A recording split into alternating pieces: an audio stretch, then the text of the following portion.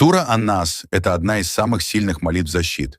В ней мы ищем прибежище у Аллаха, Господа людей, Царя людей, Бога людей.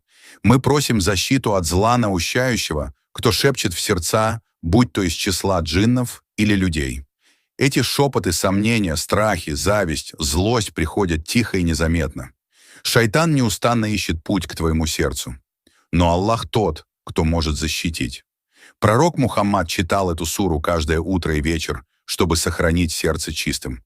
Читай Ан-Нас каждый день и полагайся на того, кто видит и знает все.